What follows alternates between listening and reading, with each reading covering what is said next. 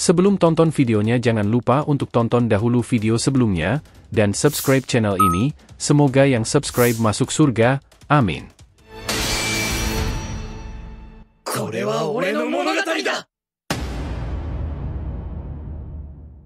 Peringatan, ini adalah hanya fan teori, dan jadikan sebagai video hiburan di waktu senggang. Adegan dimulai dengan Boruto yang tiba-tiba muncul di belakang Mitsuki, gerakannya nyaris tidak terlihat oleh mata biasa. Boruto dengan cepat mengayunkan kusanaginya ke arah Mitsuki.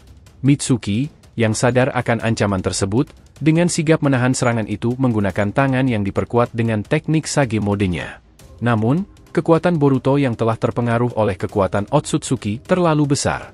Serangan Boruto berhasil menembus pertahanan Mitsuki, membuat tangannya terluka parah, memaksa Mitsuki untuk mundur dengan cepat, mencari celah untuk merespons. Boruto mengangkat kusanaginya dan menatap Mitsuki dengan tatapan yang penuh rasa percaya diri. Mitsuki, kau selalu mengandalkan Sage modemu, tapi apakah kau benar-benar berpikir itu cukup untuk menahan kekuatan ini?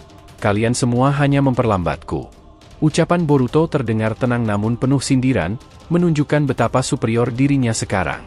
Sarada, yang melihat kondisi Mitsuki, segera melancarkan serangan dengan menggunakan Chidori, mengarah langsung ke sisi Boruto yang terbuka. Namun, Boruto dengan mudah menghindar dengan kecepatan yang bahkan lebih cepat dari Hiraishin. Sarada, kau masih menggunakan teknik itu? Sudah kubilang, ini bukan lagi pertarungan yang bisa kalian menangkan dengan cara-cara lama. Ejek Boruto sambil muncul kembali di belakang Sarada, membuatnya terkejut. Sumire yang tidak ingin melihat Sarada diserang Boruto, memanggil Nue untuk membantu mereka. Nue melompat dengan cepat, mencoba menyerang Boruto dari berbagai sudut dengan kekuatan dan kecepatannya. Tapi sekali lagi, Boruto menghilang dengan gerakan yang hampir tidak mungkin dilihat, membuat Nue hanya menyerang udara kosong. Kau benar-benar berharap makhluk itu bisa menyentuhku? Kalian ini benar-benar putus asa, ujar Boruto sambil tersenyum dingin, mempermainkan lawan-lawannya. Mitsuki, yang telah mundur untuk menyembuhkan tangannya, melihat bahwa Boruto mulai menguasai medan pertarungan dengan mudah. Dia tahu mereka harus melakukan sesuatu untuk mengubah strategi. Boruto, apa kau benar-benar tidak peduli dengan kami lagi? Kau seperti orang yang berbeda, serunya dengan nada penuh kekhawatiran. Namun, Boruto hanya membalas dengan tatapan datar, kalian hanyalah penghalang sekarang. Jika kalian tidak mampu mengimbangiku, maka lebih baik kalian mundur. Kombinasi teknik yang digunakan oleh Mitsuki, Sarada, dan Sumire, bahkan dengan bantuan Nue, tampak sia-sia menghadapi Boruto yang sudah berada di level yang berbeda. Boruto terus menghindar dan menyerang dengan presisi yang menakutkan, seakan-akan setiap gerakan mereka sudah diprediksi olehnya. Pertarungan semakin terlihat berat sebelah, menunjukkan betapa dominannya kekuatan Otsutsuki yang kini mengalir dalam diri Boruto. Boruto, yang telah berhadapan dengan teman-temannya dalam pertarungan yang sengit, terus menunjukkan keunggulannya. Menggunakan teknik-teknik yang semakin sulit diantisipasi, Boruto secara perlahan tetapi pasti menekan balik setiap serangan yang dilancarkan Mitsuki, Sarada, dan Sumire. Mitsuki mencoba untuk memanfaatkan ular-ularnya lagi, kali ini untuk menciptakan penghalang di sekitar Boruto, berharap bisa menahan pergerakannya. Namun, Boruto hanya tersenyum tipis saat melihat usaha Mitsuki. Kau benar-benar keras kepala, Mitsuki. Tapi kau harus tahu, ular-ularmu tidak lebih dari mainan bagiku sekarang, kata Boruto dengan nada yang dingin. Dengan gerakan cepat, Boruto menghilang dari posisi sebelumnya, muncul di belakang Mitsuki dan menyerang dengan kekuatan penuh, menggunakan kombinasi teknik taijutsu dan kusanagi. Mitsuki mencoba mengelak, tetapi kecepatannya tidak cukup untuk menghindar sepenuhnya. Serangan Boruto menghantamnya, membuat Mitsuki terpental dengan keras. Apa ini, kau bahkan tidak bisa mengimbangi kecepatanku.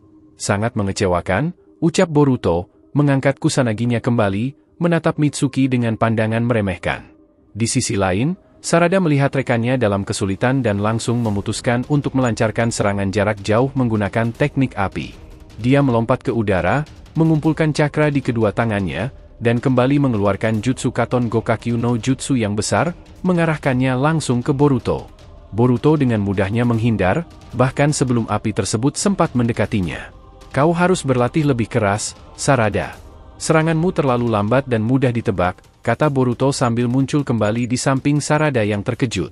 Sementara itu, Sumire yang berada di belakang, mencoba untuk menembak Boruto dengan senjata ilmiah ninja buatannya.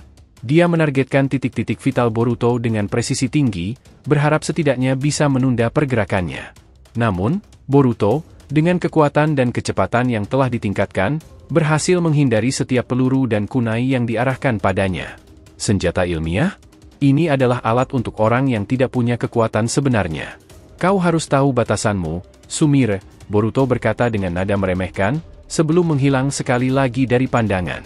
Ketika Mitsuki, Sarada, dan Sumire mencoba menyusun strategi baru untuk mengalahkan Boruto, mereka sadar bahwa Boruto selalu selangkah lebih maju.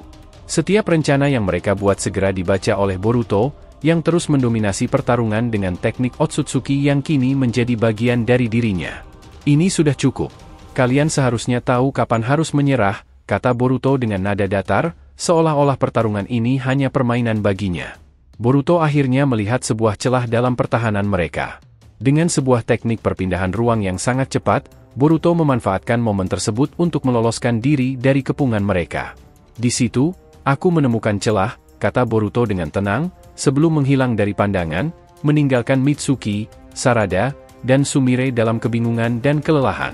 Meskipun mereka telah berjuang sekuat tenaga, Boruto berhasil mengatasi mereka semua, menunjukkan bahwa kekuatan Otsutsuki yang ada dalam dirinya membuatnya berada di level yang berbeda. Adegan kemudian berpindah ke tempat Amado, setelah bertahun-tahun bekerja di balik layar, mengumpulkan berbagai bahan dan informasi yang diperlukan, Amado akhirnya mencapai titik krusial dalam rencananya. Di ruangannya yang tersembunyi, dipenuhi dengan perangkat teknologi canggih dan simbol-simbol kuno, Amado memeriksa satu persatu bahan yang telah ia kumpulkan. Setiap komponen memiliki makna penting, mulai dari sel-sel hidup yang diambil dari tubuh Otsutsuki, hingga alat-alat ilmiah yang ia modifikasi untuk mendukung proses kebangkitan. Akhirnya, semua terkumpul, ucapnya dengan nada datar, matanya memandang tajam ke arah material yang tersusun rapi di hadapannya. Sebenarnya, bukan sekadar materi fisik yang ia kumpulkan, tetapi juga pengetahuan tentang dimensi dan hukum alam yang mengatur eksistensi Otsutsuki. Langkah demi langkah, Amado mulai mempersiapkan ritual yang rumit dan mendetail.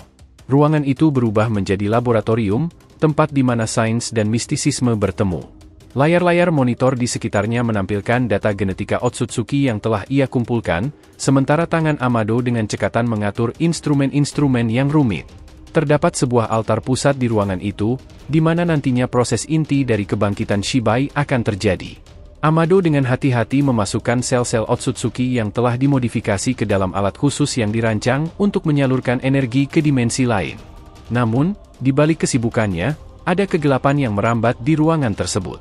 Rencana Amado bukan hanya sekadar menghidupkan kembali Shibai, tetapi juga mengontrolnya, sebuah ambisi yang bahkan para Otsutsuki sendiri mungkin tak akan pernah bayangkan. Dengan menguasai Shibai, Amado bermaksud memanfaatkan kekuatan yang melampaui batas-batas yang dipahami oleh manusia atau shinobi. Kekuatan yang dapat membengkokkan realitas, mengubah dimensi, dan menciptakan dunia sesuai kehendaknya. Ketika semuanya sudah siap, Amado berhenti sejenak, menatap alat-alat yang kini siap beroperasi. Dia menghela napas dalam-dalam, merasakan berat dari apa yang akan ia lakukan. Aku sudah bisa memulainya, katanya pada dirinya sendiri, penuh keyakinan, tetapi juga sedikit kegelisahan yang ia sembunyikan dengan baik. Dia tahu bahwa begitu ia memulai proses ini, tidak akan ada jalan untuk kembali. Kebangkitan Shibai bisa membawa kekacauan yang bahkan dia sendiri mungkin tidak bisa kendalikan. Dengan tangan yang mantap, Amado menekan tombol terakhir, mengaktifkan serangkaian perangkat yang mulai bergetar, mengeluarkan cahaya aneh yang memenuhi ruangan. Suara-suara mekanis bercampur dengan keheningan yang sangat hening, membuat atmosfer menjadi semakin tegang. Amado menyadari bahwa ia sedang bermain dengan kekuatan yang tidak pernah seharusnya dijamah oleh manusia. Namun, ambisinya terlalu besar untuk dihentikan oleh ketakutan atau keraguan. Seiring dengan berjalannya proses, Amado hanya bisa berharap bahwa rencananya berjalan sesuai dengan perhitungannya, atau dunia ini mungkin akan menghadapi kehancuran yang tidak pernah terbayangkan sebelumnya. Terima kasih telah menonton alur cerita teori Boruto to Blue Vortex kali ini. Semoga kalian menikmati setiap teori dan spekulasi yang kami sajikan, serta tetap antusias menantikan kelanjutan kisah seru ini. Jangan lupa untuk like, subscribe, dan share. Semoga membuat kanal YouTube Boruto to Blue Vortex Fan Theory semakin berkembang. Jika sudah, terima kasih, dan sampai bertemu di video alur cerita teori berikutnya.